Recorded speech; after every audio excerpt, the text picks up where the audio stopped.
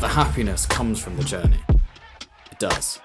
It's like I've got to love waking up in the morning, not having anyone telling me what to do. I decide whether I make a video today. If there was a camera crew following you 24/7, what would you do differently? What does fear, first of all, mean to you?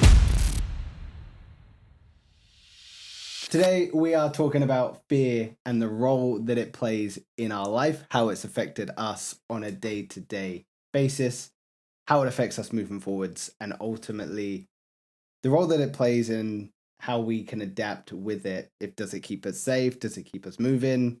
Yeah, we're going to just discuss, see what happens. And ultimately, we invite you to have a similar conversation with yourself about the fears that are in your life. So, Will, tell me, what are your fears?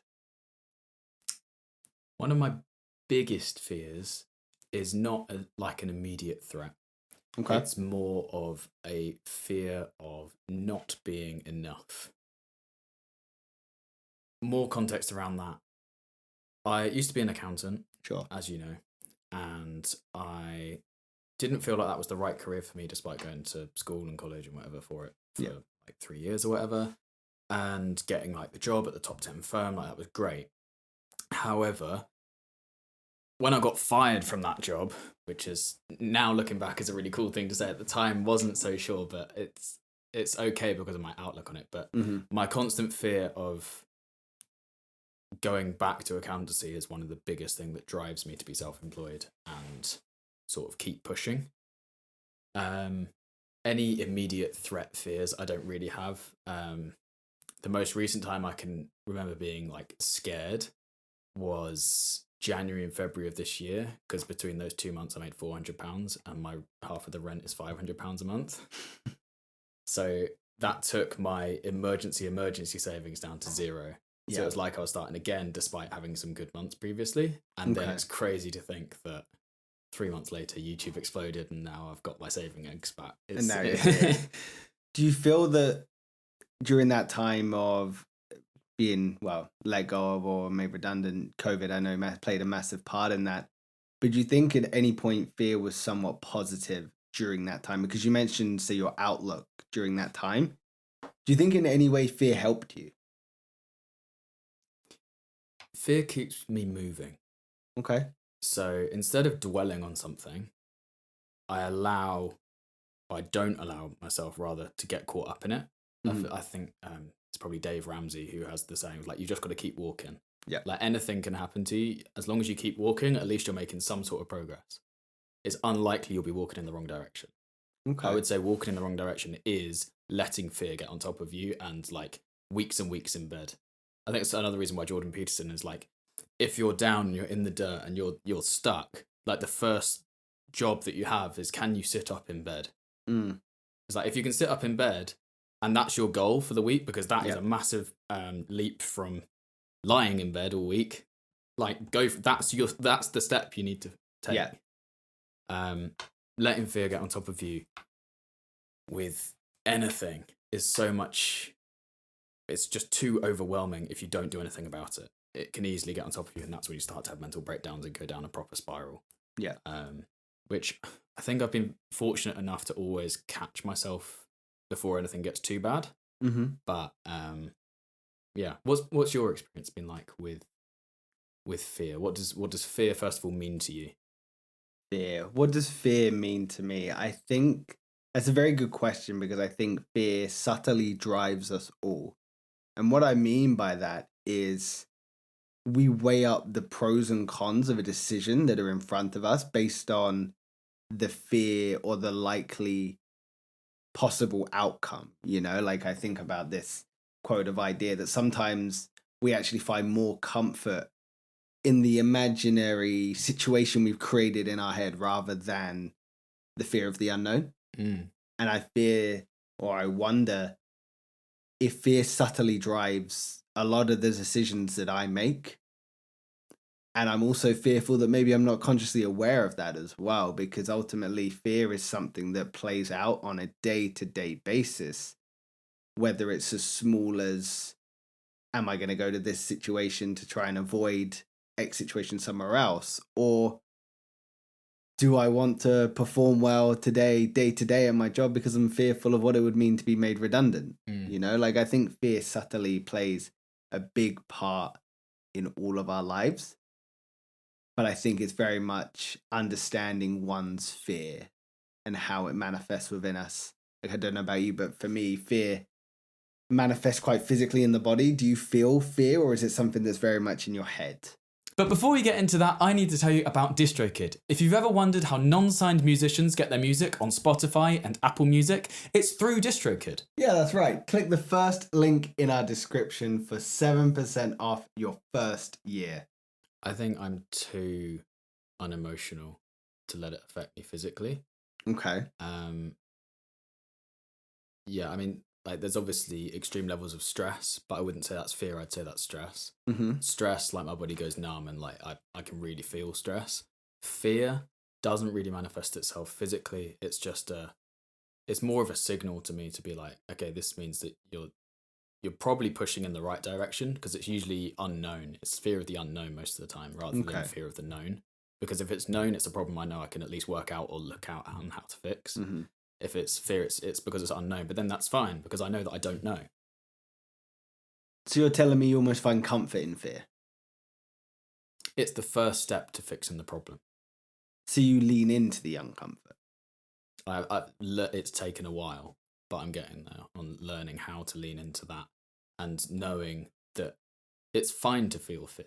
It's like, who cares? Okay, I'm scared, who cares? I'm happy, who cares? It's like, life goes on. People are still starving to death. People are still living the high life. Who am I? I'm irrelevant. Like, if I'm scared, fine. If I'm fearful, fine. Like, nobody cares. It's just me it's impacting. Yeah. So why am I letting it impact me? So you're suggesting there, sorry to interrupt, you're suggesting there, because the fear itself is only affecting oneself, you shouldn't think about its outward manifestation. Because ultimately, you might be fearful, you might be scared, it might be driving you, but no one knows. No one cares. Everyone's wrapped up in theirs. Is that what you're suggesting? Or yeah, I mean, the other thing, you can be scared because of the impact your decisions can make on other people. So, for example, if I have a girlfriend, I'm in this flat. If I can't pay my half of the rent, that's going to be a burden on her. So that's a different type of fear. I would still say it's one that it doesn't ever help you to be fearful. You've just got to keep pushing towards what the solution is. And because you're scared, you know something's wrong, and therefore you can push towards the thing that helps. do you always see that there's a solution out of fear, though?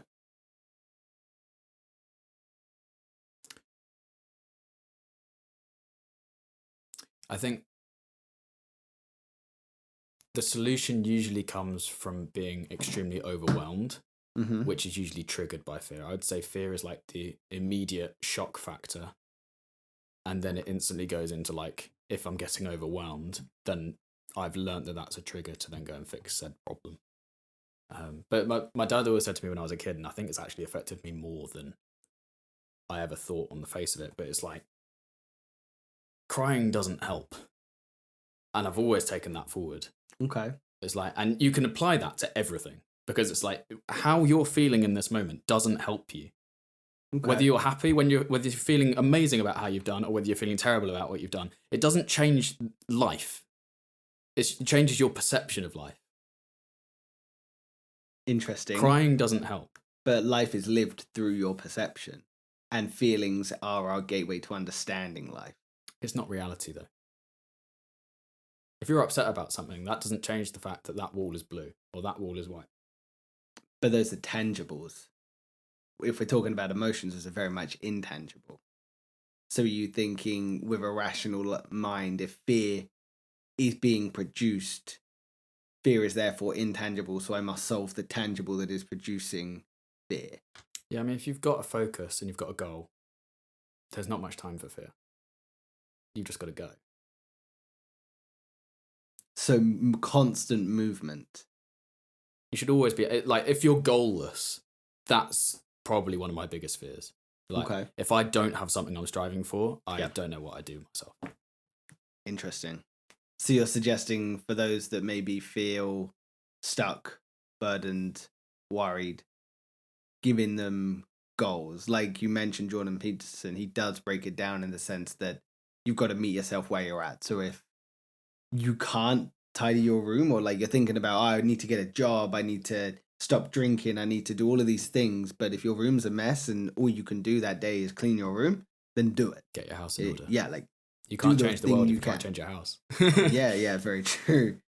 Do you believe that how someone's house is a visual representation of how their mind is? Just a little bit off topic, but I'm curious.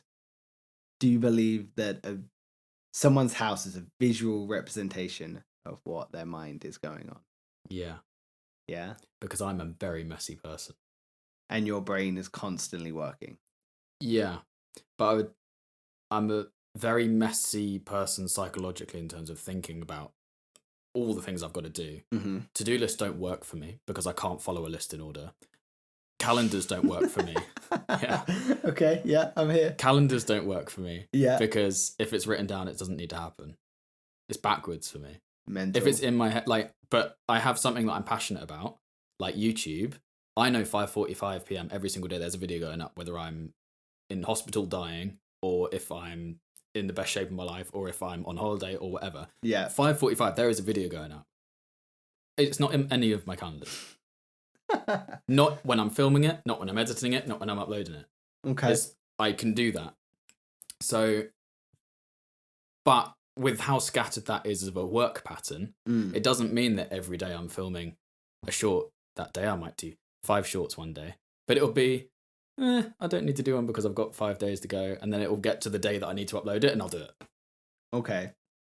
So are you saying that decision is driven by fear because you know you need to get it done, your fear of not achieving the goals you've set out for yourself? You're saying that's driven by pure neuroses of just, well, this is what the rule is. This is what must happen. Or is it pure inspiration? Because you are a very creative person as well. I think it's what I deem to be important. There's on my hierarchy of things that I think are important, it's like YouTube uploading every single day is top 2. Okay. The number 1 is Sofoco. Sweet. Outwardly focused. Yeah. You got to say it. I never thought you'd say that. It's on the podcast. Oh, okay. Episode 1, it's in there, so you can say you've said it, and it's done. And then, like YouTube is the most important thing. Okay. It just is. Like, there's very little, there's nothing that comes about. Like, 5:40, there is a video going up every day. If there's not a video, I've really failed. And there's usually then a rebound. If I have ever missed an upload, you'll see the rebound on my channel of like, I don't miss another one for months. Yeah. Or maybe years. Damn. It's like, it doesn't happen. It's okay. like, it's got to go up. It's like, that is my yardstick on, am I making progress? It's your North Star. Yeah. If there's not a video going up every day, what evidence is there to anybody that I've actually done anything that day? There's not. It's like, the job of a YouTuber is to upload. If you're not uploading, you're not a YouTuber. You're somebody calling yourself a YouTuber. Upload. Yeah. But what would you say to someone that's fearful of being seen? Because that's ultimately what YouTube is. It's putting yourself out there and going, this is who I am. This is ultimately like the conversations we've had before where someone's uploading out of sheer love for the content versus what's going to get views, what's going to get money, what's going to get screen time, what's going to get like click-through rates. What would you say to that person that's holding on to the fear of being seen? Do they want to be a YouTuber? What if they say yes, but they're scared? I don't care. So for you, it's just do it. Yeah. What's the Chris Williams and like? I don't think there's a set thing, but it's like talking about doing the thing isn't the thing, isn't doing the thing. Thinking about doing the thing isn't doing the thing. Hating somebody who is doing the thing isn't doing the thing. Writing about doing the thing isn't doing the thing. Learning about how to do the thing isn't doing the thing. Going to work listening to a podcast about doing the thing isn't doing the thing. Eating dinner and philosophizing about how to do the thing isn't doing the thing. It's like this massive long list. And it's just right. So what is doing the thing? It's whatever, it's like making the YouTube video. It's doing the thing. You can apply, but that applies to anything in life. It's like, if you know you're putting something off, everyone does. It's like, I know that I put off cleaning the flat all the time, and I can wait for Soph to get home. I hope that Soph will do it, which actually works quite a bit. But the other thing is, or I could just do it. So are you saying a way to overcome fear is action. Yes, that's the only way. You can't think your way out of a psychological thing. You've got to prove to yourself with evidence that the thing is nothing to be scared of. So you're saying the way you overcome fear is evidence. Yeah. Evidence that you can do the thing or become the thing. Yeah, face your demon. Okay. And for you, it is simply a case of we'll just do it. You know, if there's someone out there that you really love and care about, but they are terrified of, they really want to go traveling, they really want to go to a new country, and they're absolutely terrified. But your mindset would be, we'll just do it. Well, the first one is, if you want to do something, first of all, acknowledge what that means. That means you want to do it. Yeah. So the thing that's putting you off is that what are you going to regret more on your deathbed? Not doing the thing or doing the thing. It's like, I did hear a thing, it's like, guys regret the things they didn't do, women regret the things they did. Yeah, I think that's true. Yeah. But I think if you want to do something, by definition, there should be nothing stopping you. Yes, it's scary, but everything's scary. It's like the first day you turn up at a job, you're not completely comfortable. It's like, it's scary. But that you got over that one, and how badly do you want your job? My guess is you want to go traveling more than you ever wanted that job. So therefore, why are you letting anything scare you? Okay. So you're saying confidence and action overcomes fear, but inaction leads to regret. Yeah. And action can build confidence.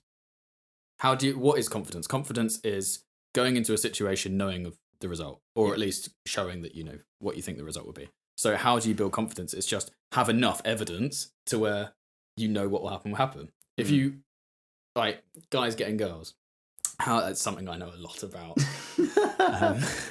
A long list of nobody. Hey, well, if the game is, if you and I have game, it's surely the game is to be with in a someone. long-term relationship. Yeah, this is it. Yeah, if you listen to Marshall, you've won the game. Yeah. For those of you who don't know, it's like I've only ever been in 2 long-term relationships. That's it. And for anyone that's around sort of 25 to 35, you just lost the game, by the way.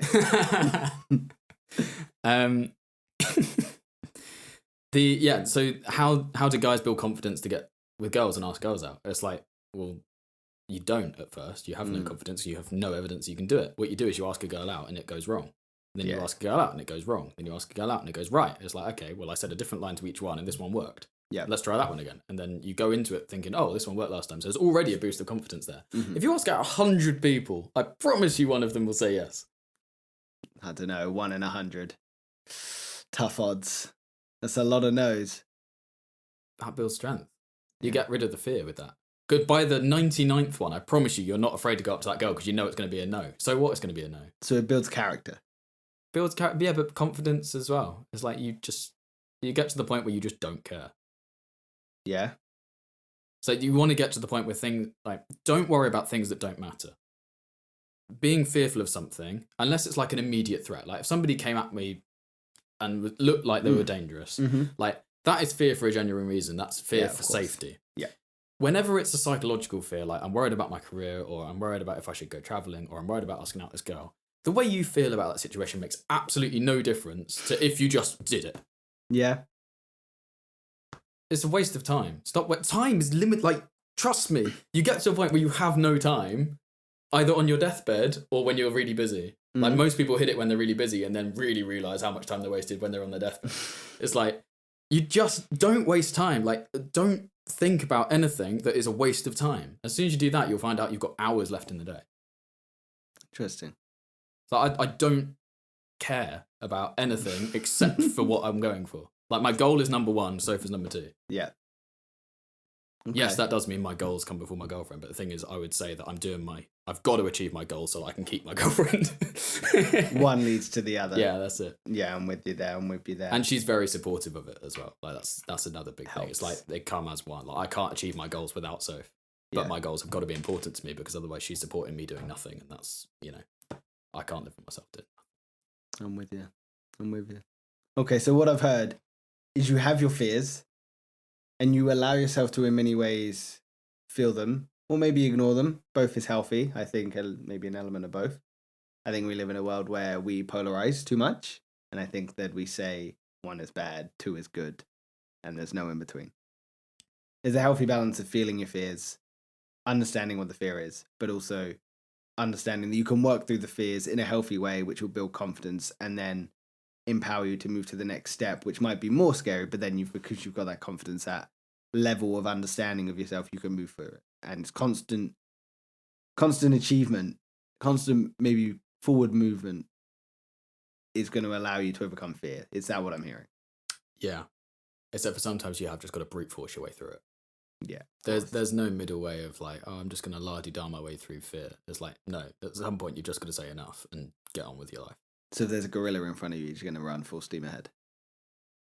What's the worst that happens? You die and then you don't care. Fair. Okay.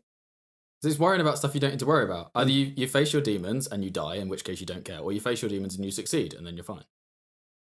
Yeah. Okay. I hear you.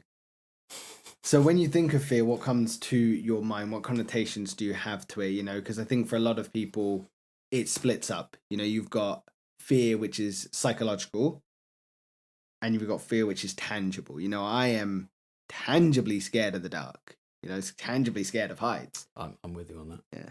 It's not heights, dark. Heights doesn't it? Heights are fine. Yeah. It's the falling that's the problem. Can't be scared of that. It's happening. But and then you have the psychological fears of fear of failure, fear of regret, fear of letting oneself down, fear of not becoming who you want to be. So what connotations do you attach to fear? It's usually things out of your comfort zone that will make you feel scared. Mm-hmm. So comfort zone obviously being things that you do regularly 9 times out of 10 because it's not unknown. So it can be quite often I feel like fear is you're scared of what you don't know because you don't know how to prepare for it. So then that's lack of preparedness. Mm-hmm. So you can look at everything and be like, okay, if I'm to break this down, what is fear? Fear is, if we're saying that fear is you don't know something that's going to happen, so you can't prepare for it, then my brain instantly goes to, well, that's not worth worrying about because there's nothing you can do to prepare for something you don't know is coming or you don't know how it's coming at you. Mm-hmm. It's like there's nothing you can do to prepare for that other than just take what you do know and use that to the best of your knowledge. Yep. Yeah, but comfort zone, I was like, what would you say? I think connotations when I think of fear, I think you're right in suggesting that there is very much an element of control in there. But I also think that fear can manifest differently for different people. So I think fear changes as well. I think when we're younger, it is those things we don't understand maybe so much, which is the dark or there's a monster in your closet, all that kind of stuff there. But then as you get older, it's the tangible fears you can understand. You know, I can understand what that feeling is to let someone down. I can understand that fear of being on that ledge and looking over and going, fuck, I don't want to jump off that. I think connotations of fear is a really hard question because it's so nuanced, so thick, so deep. Fear is such a broad term. It is, yes. Maybe it's good if we narrowed it down and we maybe thought of the different levels of fear. So, first one being, what are those tangible things you're scared of? Like we mentioned the dark. What else physically? Like if I put you in a situation and you had to face your fears, I don't know if you thought is it Divergent where they make them face their fears? Yeah. Okay. Yeah. What would come out for you in terms of the physical? Not the, like if an accountant came running at you, I don't think you'd be scared. I'm going to do your taxes. Beyond, yeah, you know what I mean? What are your physical fears and how do they impact your life? Do you just avoid them? Yeah. Okay. Like dogs, I don't know. Interesting. I hate, like, it's going to sound really like camp, but I don't like my hands getting dirty. Like I can't do it. Like washing up is a nightmare because you immediately touch a piece of food with your hands and I hate it. Like gloves? My hands don't fit gloves. Too big. Got big hands. You know what they say about big hands? Yes, big gloves. Yep. I immediately went big socks. No. Socks on your hands. Dogs licking me, like, is worse than being bitten. Like, that's aggressive. You know, you can feel that pain. It's like you can tense up. You can brace for a bite. You can't brace to be licked. It's like it's just wet and it's gonna get you. There's no escaping it. And you know, if you do that to get your hands out of the way, the dog is jumping up. So it's like, what do? You don't always have pockets. It's a terrible situation to be in. Okay. Yeah. Fear of being licked by a dog. Yeah. And fear of... So your hands is what I'm hearing. Like, I just don't like my hands getting dirty. Okay. I'm here for you. But I'm not afraid to do, like, gardening or stuff. Yeah. But it's like, I just need to wash my hands straight away. Okay. Afterwards. It's not like a compulsive thing. Yeah. It's like, I just don't like having dirty hands. I think it's because I eat them so much they taste better if they're not dirty. What are your real life tangible fears? Real life tangible fears. I'm scared of heights. Somewhat scared of the dark. Yeah, heights, man. Don't. But that's an interesting one because although it's physical, I'm physically scared of heights. I am. Like if I look over a tall building I get the rush of adrenaline that fills my body and my hands tingle and I start sweating and I'm like, oh my God. My whole body physically is embodying fear. But I think with heights, it's very much, well, what's the circumstance? You know, like I've done bungee jumps. I've done Tarzan You've done bungee swings. jumps? Actually, no, not bungee. I've done Tarzan swings. I want to do a bungee jump. I want to do... We'll have to do a bungee jump on the podcast. So, gone on. And with those situations, like you feel that fear, and I think there's a huge thing to be said about overcoming it. You know, like, because I think fear it's a visceral response. You feel it, you know, in that physical element, because ultimately what fear is in my opinion, fear is telling us that something is wrong. It's preparing our body to fight or to flee, you know, or freeze, whatever might be for you. I think a lot of my reaction is probably freeze or flight. Yeah. I don't think I'm a fight person. I'm not someone that goes, oh, I'm scared. I'm ready to bring it on. Backwards, doesn't it? Yeah, I mean, hats off to those people. But for me, so I think there's something to be said about overcoming it, you know, feeling that visceral emotion, your body telling you, no, you can't do this and doing the thing. I think that's super important. But yeah, heights, the dark, and I'll also, because you said about being licked by a dog, I'll give you my weird one. Tomato ketchup, man. I just think it's wrong. What? Like on a plate? Just anywhere, man. Like, if it's on a plate, if it's in a bottle, I can touch the bottle. I'm fine with that. I still don't feel super comfortable. But when it's out of a secure container, it's gross. It's a problem. It's disgusting. It's whoever came. But that's not like fear that you'd leave the room. No. It's you're just insane. Is that all right? Bring a dog in. Or just put a dog on this side and ketchup over there. Whoever pisses the other one off. Mate, funny stuff. Interesting. Cool. We're learning a lot about each other. This is only episode 1. And we've known each other for years. Yeah. We've just never shared about our... This is good. We're opening up to each other at last. It's sweet. Yeah, it's I nice. like it. I'm going to write in my journal. Will has a fear of... Anyway, cool. And then those intangibles. I think we touched on that. But yeah, moving past that. So what would life be in the absence of fear? We've spoken a lot about embracing it. What would life be in the absence of fear? I think you'd have a lot of people not driven to achieve their goals. Because I feel like most people are running away from something rather than running towards something. Interesting. I'm running away from having to work for somebody, especially in accountancy. It's just not the place for me. Like I am not the type of person that can be... I can have relatively high-level conversations and I can play the part, but when it comes to actually doing... I have no motivation to grow somebody else's wealth.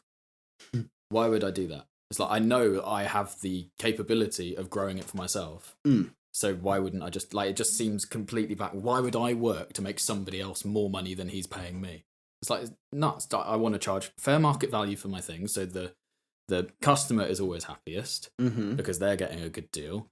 And that can be, it doesn't mean I'm not making a profit. It means that the value that I'm providing for that product is like way higher than they're paying in terms of money. Yeah. Like, I don't want to work for somebody. It's terrifying. Like, that's horrible. Hats off to anybody who can do. I hate it. And like, they tell you when you can go on holiday and when you can't. I mean, yes, I am employed. Yeah, it sucks. It's like, why would you? Somebody else has the one thing that you have to deploy against any of your goals is time when you're starting out because you don't have money to deploy. So what's the one thing that the person who is employing you takes away from you? Is your time.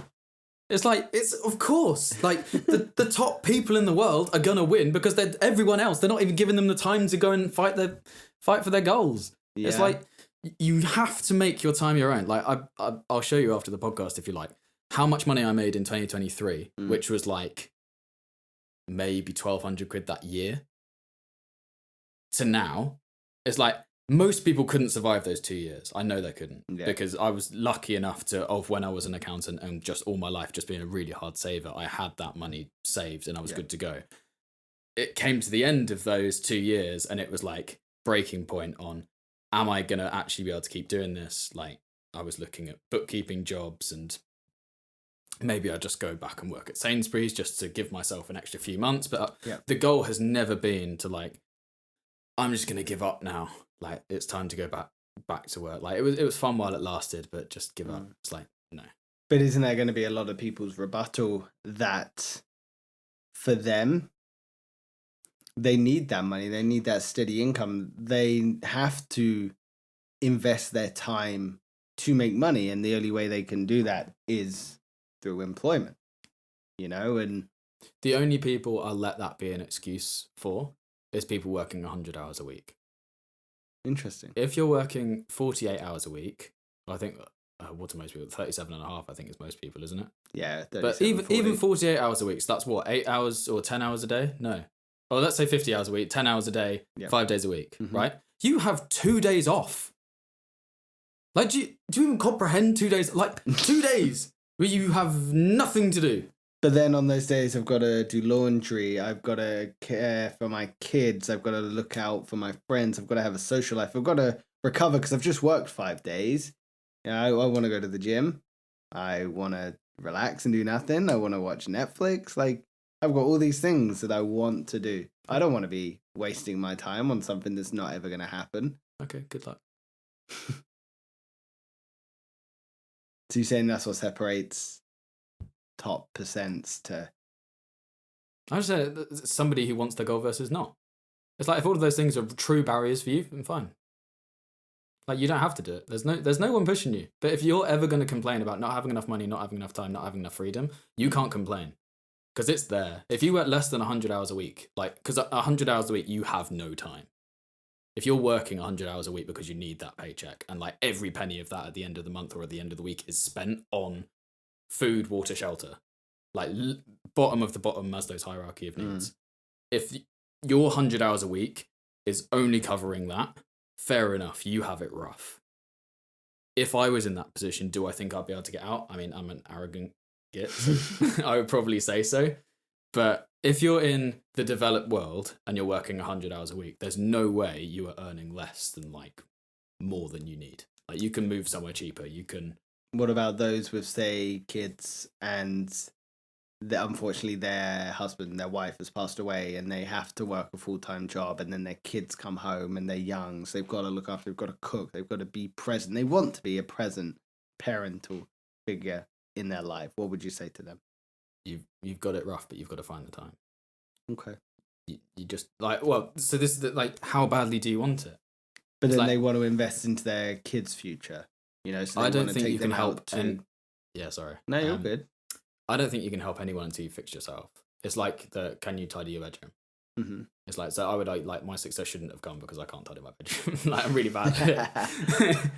And this is the other. I still don't think I'm anywhere near as successful as I'm going to be and that I want to be. I would agree with that for you. Yeah. I have a big pack of wolves chasing me every day. Like, I wake up in the morning and I got to get stuff done. It's like, I'm scared constantly. It's like, all of this is going to go tomorrow. Where I am now is great, but it doesn't mean anything. Like, nobody takes you seriously at this stage, so you've got to get to the next point. And then I'll probably get to the next point and be like, nobody's listening to me. Like, no, I'm not making big enough impacts. I can't buy whatever I want to buy. I can't buy that super yacht tomorrow. Therefore, like, not that I want a super yacht, but I want to have the ability to be able to buy the super yacht. So you're running away from something. Always. Like, the way that I've always visualized it is a pack of wolves by me. I can't get rid of them. I thought when I get to 100,000 subscribers, they'd. Do you not think that's miserable? No, I love it. Why? I love the pressure because it's all self-imposed. Yeah. So why do you love it? Like, because that to me, and maybe to a lot of people listening, sounds miserable. You know, you've got a pack of wolves to you every day, man. Like, bring it on. I feel like that sometimes when I go to the gym, I'm like, I need to go today because Erie's gonna look better than me. He's gonna lift more than me. Like, I need to be the most wham guy in the friendship group. I get it sometimes, but also I can take a day off. Like, I can chill. You know, like, that sounds exhausting. No, I'm always on. Always ready. Always on. It's about getting ahead again. It's like, I want to be the example of, or even the example to myself that anybody can do it. Anybody can go from wherever they are to wherever they want to be. Where is that for me? So I don't even know what the end goal is. But I know that I'm working towards it harder than anybody else is. But if you don't have an end goal, how are you going to know you've reached it? Because the end goal is the journey. I'm there.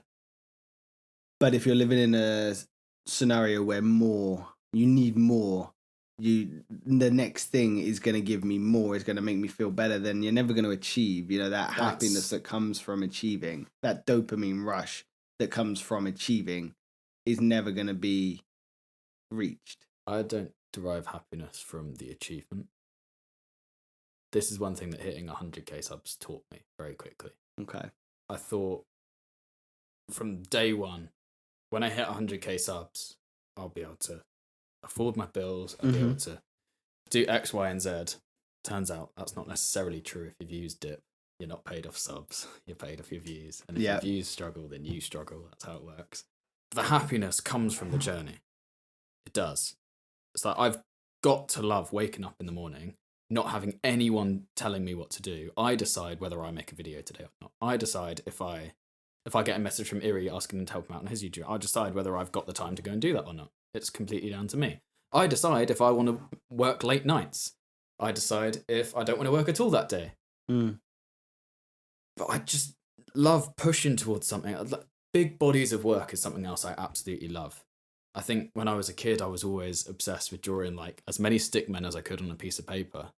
I don't know if you ever did this. No. Drawing as many stickmen as you can on a piece of paper. So you've got a full page base of stickmen. And then that page isn't good enough. So you get another page out and you draw a whole other page of stickmen. I did not do that. And you get another page out and you draw a whole other thing. No. I did the same thing with origami water balloons. Making water bombs out of paper. I have to show you how to do it. They're good fun, but I don't want to start my addiction again. One sheet of paper makes one water bomb. I had 3 bin bags by the time Mum found out that I was doing it because she was wondering where all the printer paper was going. I just love big bodies of work. It gets me so excited. Like I'm doing that with my 100 song series, writing 100 songs in 100 days. It's another big body of work. I've uploaded 1,500 videos to YouTube. It's a big body of work. What are some other? I don't know off the top of my head, but having undisputable proof that you're at least going to try and nothing's going to stop you. The reaction videos back in the day, I was doing 2 a day for 90 days. And I did that and it got me to 1,000 subs. I remember them. Yeah. Yeah. Everyone took the mick. But look at me now, people. And that's what I like. I like that. Everyone was like, Will, you just look like an idiot on camera. It's like, well, of course, it's my first 100 videos. I'm going to look like an idiot. To me, that was always obvious. But see me when I'm at 200 videos and then see me at 300. And now suddenly I'm on 1,500. And I've probably made 2,000. Do you think that everyone shares the same fear of being seen? Honest to God, seen and viewed by the world. Do you think that is a shared fear collectively? Because you're saying there that it was obvious for you that your first few videos are going to be pretty poor and people were saying you look like an idiot, but you had no fear of being seen. I'm going to be unapologetically Will. that is who I am, and I want to achieve this. But do you think that the vast majority of people in this world share a fear of being seen, or rather being judged? I think so. I think they probably are scared of being seen and being judged. I just didn't see a way where I would ever make a success out of myself without being known.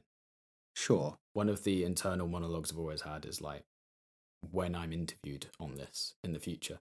Yep. Like, how arrogant is that to say as somebody with no followers, not even a massive friendship group at the time? Like, I'm talking when I was 13, 14, basically no friends. Yeah, but when I'm interviewed about this, like when I'm on Jimmy Fallon or when I'm on This Morning, I'm going to be asked about what my childhood was like, or I'm going to be asked how I overcame this goal, or I'm going to be asked this, X, Y, and Z. And there isn't there that thing that's going around on social media. I don't know if you've seen it. I think it's meant in a positive way, but I think also a lot of people, it comes with a lot of burden, which I think can also impact one's sense of self. But if there was a camera crew following you 24/7, what would you do differently? If they were documenting your life and your success story, what would you do differently? If you're asking me, I wouldn't do anything different. You wouldn't do anything different. Live my life. I'd like to think that I'd have a better social life. Do you? Yeah. Because sometimes I worry I'm too insular. Because I think that comes back to the fear of being seen. I think for a long time, I held back who I really was. And I adjusted who I was to fit who I thought they wanted me to be. Which is really, I don't know, maybe ironic. Because I think a lot of people have always told me that, oh, Connor knows who he is. Connor's quite confident. Connor is the cool, chill surfer guy. And in reality, I was like, I have no idea. I remember a crisis of self. And I think, again, which is why I ask about the fear of being seen. I wonder if that's something that everyone feels, because it's definitely something I feel, that fear of not being received, not being loved. I wonder if that's something other people feel. I wonder if that was something you ever felt. But I'm very interested that you said that. In other news, we need to tell you about Huel. If you click the first link in the description, you get money off your very first package with Huel. Do you like Huel? What's your favourite flavour? My favourite flavour is chocolate. Chocolate, really? Chocolate, yeah. I'm definitely more of a berry person. Yeah. Quite like the strawberry flavour as well. You are a bit fruity. I am quite fruity. I have been known to be the fruitiest. Yeah, me, I'm quite dark and rich. I like vanilla, so I guess I'm light and... You keep setting me up for fail. Go check out Huel, second link in the description.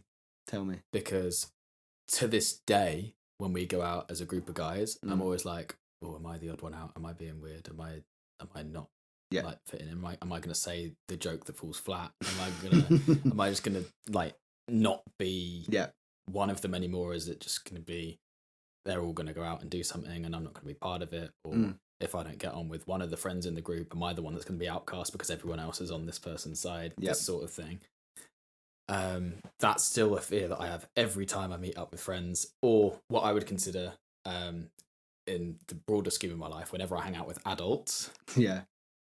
I'm always worried that I'm still the childish one that's going to be saying just the joke that just hits wrong, or which is strange because when I'm on the podcast, or on videos, I'm not afraid to be myself at all. I don't care what I say. Like, I'm quite happy to have very controversial opinions on a public forum. Okay. Because I believe in the things I'm saying. Just when I'm in person, what each person thinks about what you've said matters so much more, because if you say a controversial thought in front of 5 people, there's, for easy maths, it's 20% per person, the way that I would see it, of like their opinion matters 20% in this situation, their opinion matters 20%. And you've got to get that majority. Otherwise that person, well, you don't have to get the majority. It's fine for the majority of people to disagree with you. It doesn't make you any more right or wrong necessarily, unless you're saying something really dumb, like Hitler's bad. You saying that's dumb or? Yeah. Wow, okay. Absolute legend. Fuck's sake. There's cancelled. Sorry, Mum. We'll just pause there. Yeah. End of episode 1. Yeah. Thanks so much for watching. When you're talking to a group of friends, you really feel the value of each one of those 20%'s opinions. Yeah. Whereas when we're recording this, we don't know how many people are going to see this. 2. My guess is maybe 1. We might get lucky. 2. You and I will watch it back. Yeah. But we'll give it bad watch time because we'll be like... I think that's why I'm more scared to share more controversial opinions with groups of people in person, rather than if I was having this conversation on a stage in front of 500 people, I would again taper my feelings slightly and my thoughts on something. So is it fear of being outcast from the group? It's fear of not being accepted by the tribe. Yeah. Which you could argue is quite a primal fear, depending on your beliefs and how maybe you were raised. I definitely believe a lot in evolutionary psychology and that we were very much brought up. You think evolution's real? Just seems a bit easy, doesn't it?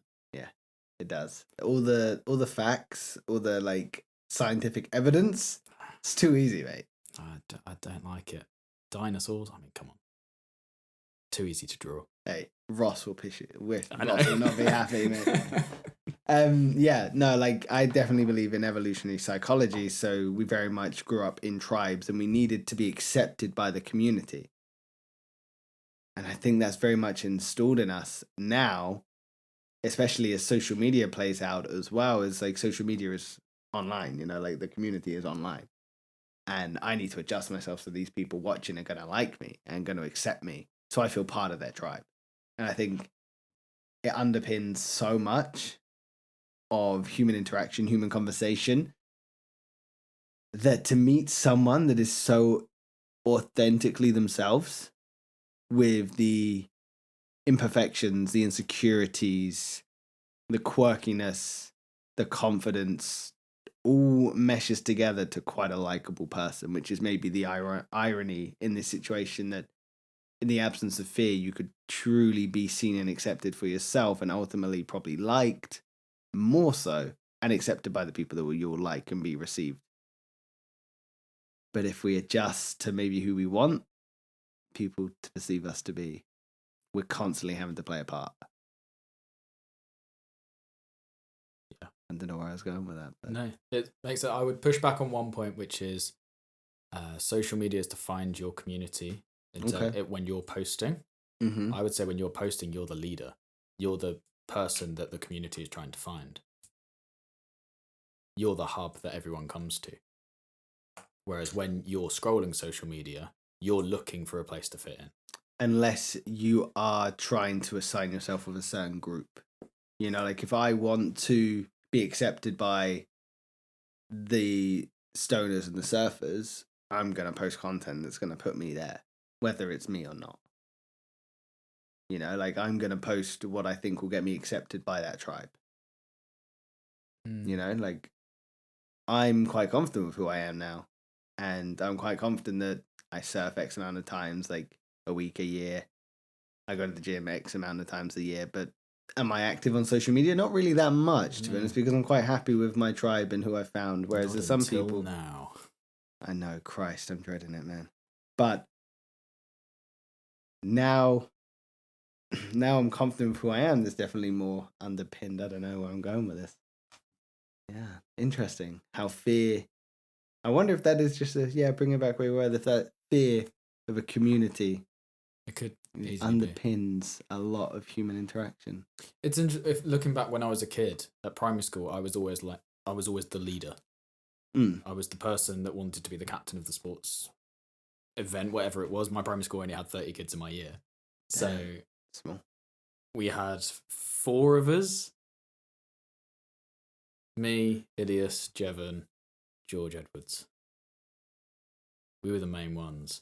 And all of us were really sporty. And all of us, interestingly, were made captains of the house groups.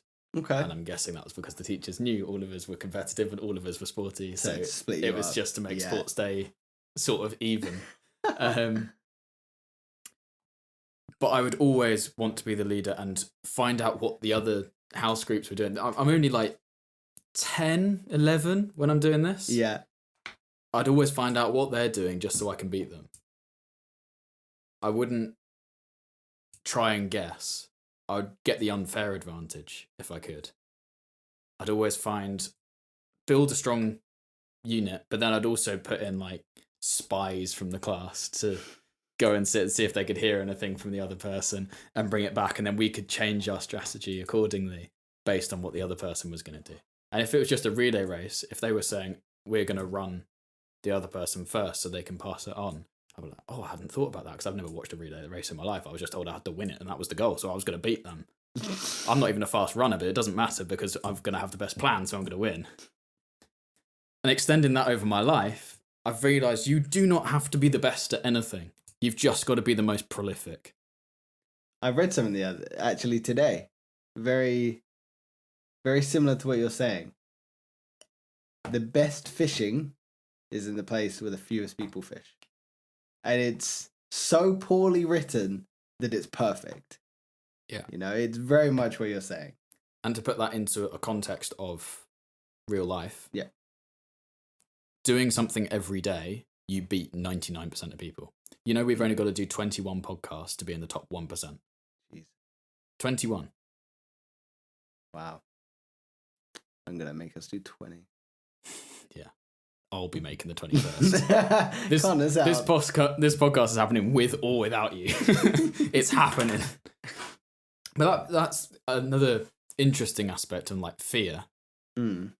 I've never done a joint venture / team activities. I played tennis growing up, never played doubles. I can't deal with the other person being the reason that we lost the point, when I know that if I was in that same situation, I would have done better. Or at least if I think that I would have done better, I can't cope with that other person. Do you think that serves you? It served me up until this point because I know that I can get a certain level of work done. Mm-hmm. I'm at a point now where my hours are pretty maximized, I would say, in the day. Okay. And doing things with other people makes, number one, me more accountable in making sure that I'm organized. Mm-hmm. Having this podcast, we're doing 2 a week, and I've got to do the editing, and I've got to make sure I clip everything. I can't do that unless I am very organized with all the stuff for the Will Taylor channel. Mm-hmm. Also, jointly doing 2 uploads a week with my girlfriend on that podcast channel. I can't do that or any of my stuff or this podcast unless everything runs like clockwork. So I've got to a point where I need to have other people involved because otherwise I would just coast. Yep. That's where I'm at. I like it. Collaboration is your next goals. It's always been those Belbin's team roles. Have you ever done one of those tests? So it's Belbin, this bloke. I don't know. Geezer. I guess he was a scientist, but he's olden times, so I probably know more science than he does. Sure. Okay. Yeah, we'll go with it. You yeah. know, if you're a caveman scientist, it's a big work. You know, that tree's green. You know what I mean? Yeah. So all the old school like philosophers, they just come up with words and strung them together, and now suddenly, well, yeah, magicians. They're not. I still read all these Stoic books of Marcus Aurelius, and I'm like, wow, mind blown every time. I think it's because the simplicity of those is so easy to apply, whereas now we are so nuanced with our answers in life, and everyone's so afraid to offend certain groups or people that like a certain thing or anything. You have to put so many. And if you're of this ethnic group, we hope that we do not offend you. And also, if you're of this persuasion, then we can't also, there's all these different hoops you got to jump through. You can't just say like work hard. It's like, oh yeah, but I'm held back because of X, Y, and Z, and I'm this and I'm that, and I've faced this adversity in my life, and I've got this. Like, no, the thing was just work hard. I didn't say achieve hard. I didn't say like if you're doing the best you can do, then you're winning. What you decide best is completely up to you. But that's why I've got the pack of wolves, because I know that my absolute best, I've still got probably 60% in the tank. Do you believe you're at your best right now? No. I've got 60% in the tank. Do you think you'll ever meet your best? Do you think you'll ever be your best, Will? I think I'll get up to 90% of my best. I think I've wasted too much time. Do you think that's hollow? No. Why not? If you're telling me now you can't reach your best, why bother? Because if I can get to 90, that's better than only getting to 60. But surely you want to achieve everything you're possibly ever capable of. Oh, come on, Connor, you're being a bit extreme now. Aren't you? I am, yeah. I'm pushing you. That's a bit far. I want to have work-life balance. I want to see my family. Can we rewind to like 10 minutes ago? No, hell no. I'm going for 100. Ball out. Let's go. I think I'm really interested in pushing things as far as I can go, but having the conversation with Soph about kids and all of that stuff and how I would be. I was on the podcast on Monday. No. I don't know when it was. Maybe it was Friday. Who knows? 4 or 5 days ago, potentially. And I was asked, how will your job role change and how will you approach work differently when you have kids? That's a really difficult one for me to answer because right now I'm so in work mode and work is number one priority. And I've got that pack of wolves behind me and I know that the driving force pushing me is I've just got to be the best. I've got to achieve my, what's the word, potential. Yeah. What is my potential? I know that I've got so much left to do and so much more to achieve. I don't see a world, or I do see a world where I could potentially be at 10 million subs one day and I could be earning £1 million a year / a month. These are all realistic goals in my mind. That's how I'm viewing them. It's like, what's the first go? Get to that one. What's the second goal? It's that stepping stone your way to every single goal. I know that if I just do it every single day, what's the worst thing that happens? I fall short and make 5 million a year instead of $1 million a month. I guess I'll be okay. I mean, the tax actually, then you're down to 2.5 million. It starts to get stressful, and then you've got properties, and then you've got to pay your cleaners, and so forth. Let me get a cleaner, so then I have to be doing cleaning on all these houses. Oh, no, actually, I might just give away all my money. I'll take it. So you're saying aim high. Reach for the stars, and you might hit the moon. Yeah, that old one. But as I was saying that, I realised something, which is I think the pack of wolves will push me in a different direction once I've got kids. I think they'll be chasing me down to become a better father instead of the only thing that matters is work. Because at the moment, I feel like work is my baby, and that's what I'm looking after. Yeah. Whereas I think the pack of wolves will, like, they might go away, but a new pack of wolves will come and be like, how much time do you spend with your son today? Only, it will be a son. John, baby John, BJ. I think they'll come at me and I'll just have to be a good father. Yeah. And like, how was BJ today? That's it, baby John. Only until there's 5 though. Then it's John. I can't get over it. John. Not even Johnny. Hell no. It's going to be Johnny. A little too late at that point for Johnny. Going to be born in a suit, bald, with a briefcase. No, me and Sophie were talking. We think our firstborn son is now going to be called Zachary. Unacceptable. It's always been John. It's always been John. Yeah. So this thing I'm like, it's compromise. It's killing me slowly. It's okay. It's all good. So, back to fear. Yeah. Don't compromise. How do you tell the difference between a fear that's trying to protect you versus a fear that's holding you back? If a fear is trying to protect me, it's usually because it's an immediate physical threat. Mm-hmm. If it's a fear that is just holding me back, it's usually psychological and to do with something that is an assumption, not a reality. For example, I could easily be scared about how this podcast is going to do. Yep. Or how I'm going to be on the podcast. Does worrying about that change anything? No. Actually, it might make it worse because I'll be more uptight on the podcast and worried about how I'm coming across. And I know already that I've been touching my face too much and I've been saying like far too much and I've been saying far too much. Like, I know these things already. This whole podcast. I know, mate. Exactly. And I'm overthinking that as I'm here. That's not helping anything. Relax, open body language, and like I'm back, and it is how it is. But it also, that excites me instantly because I know that the next episode is going to be better. And if it's not, then I've got 100 episodes in front of that to try and get better. 1% better each time. Yeah, exactly. Absolutely. So, I love it. You've touched on it a few times. I think it's relevant to draw back to. I think Darren Brown says it really well in one of his shows. It's like, if you imagine just a big circle, like on one side you've got things you can control. You just do a huge line down the middle, things you can't control. Right there. And if you just slide that off to the side, the things you can't control, and just worry about the things you can control, life would be so much easier. But sadly, it's not that easy. It is not that easy. I think it's always your responses, isn't it, to the situation. You could put 10 people in the same situation, in the same background. You will get 10 if they're in isolation, but you put them in the same situation, you will get 10 different responses to how that certain thing is. Yeah. 70% of all top 500 CEO companies, like the top CEO, the CEO in all of them, right? Top 70% of all those people graduated in the top 5th percentile of their university, despite what university it was.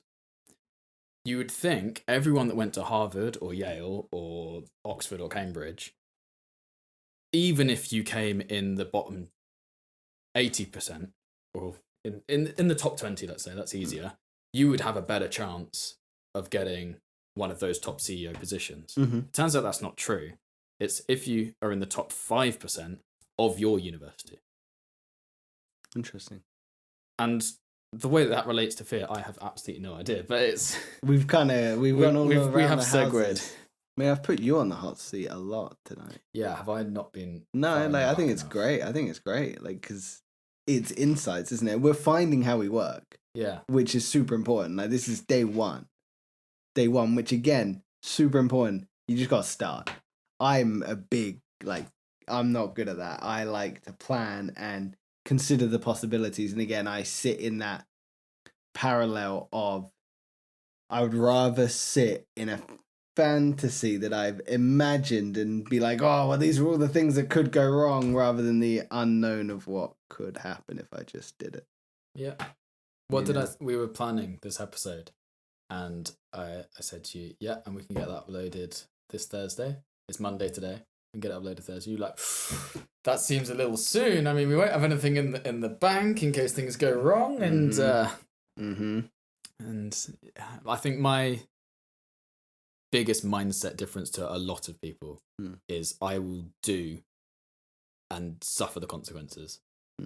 If you do action first and then deal with the consequences, that's much easier than worrying about what the consequences are when actually everything might have been fine.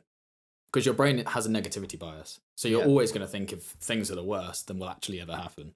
So as soon as you know that, like if I think that's going to happen, it probably won't. That's the best way to look at it. So you'd much rather just do it. Interesting. Do you think you can train your brain out of the negativity bias? Yeah, absolutely. I've done it. How? Just by doing. Life is just evidence. I know that I can upload a video every single day, and when I don't, you should talk to Soph about my mood. If I miss that, and I've done it where I've forgotten that I didn't have one scheduled because I've done like 5 days of scheduling, and it's got to the day, I've realised at maybe 5 o'clock, and the video goes out at 5:45. It takes me about an hour and 15 to make a short. I have pushed publish on 5:45 before, and I normally schedule it. So I make sure that gets done, and it's just just doing, just get the doing bit. If you have a thought, make it happen. Alex Hormozy said something about this. What is having power and full control? It's the shrinking of distance between you thinking something and it happening. That'd be God, right? The world is how he thinks. Yeah, okay. Like, I want this to happen, this garden will become green, it will become green. Okay? For a human, you are not very godlike naturally. If I look out at a garden and I want it to all be green, including the trunks, it could happen, but I'd have to go out there and paint it, right? Yeah. Or hire people to paint it. So how do you become more godlike? Well, you look at how you would do that, and in every aspect of your life, you think, how could I shorten the time between result and me thinking it? So instantly I've gone, right, well, I'll hire a landscaping firm, and I know that because I can get to this person and they will probably do it as a favour for me and I could get that done tomorrow. It's like, that's pretty godlike to think something and it happen the next day. YouTube, exactly the same thing. If I want to hit 7 uploads a week, the only thing that's going to make that happen is me. I've just got to do it. Thinking about how I'm going to do it is fun, but it's I'll never get there. You're in control of your fear. And if you don't take control of your fear, fear will control you. Fear will pull the strings of choices we make behind the scenes. And a good way to overcome that, possibly one of the only ways, don't know, we didn't explore, is through action, through evidence, through proof, through confirmation that you can do that thing. If I am scared of flying, I should go on a flight. I shouldn't avoid it because the fear gets bigger. It becomes more bearing on my life. It becomes more of a tangible issue rather than an intangible probability. Interesting.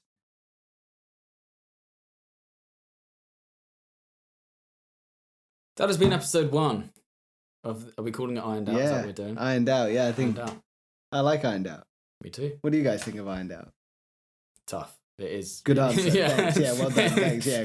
If you've made it this far, Yeah. you should really have an insight as to what it's called. Because, yeah, we've just kind of talked bleep for the last hour. Yeah. That's good fun. Happy to wrap it there? Yeah, let's do it. Cool. Thank you so much for watching. Make sure to like and subscribe, and also check out DistroKid and Huel down below. Thanks so much, and bye.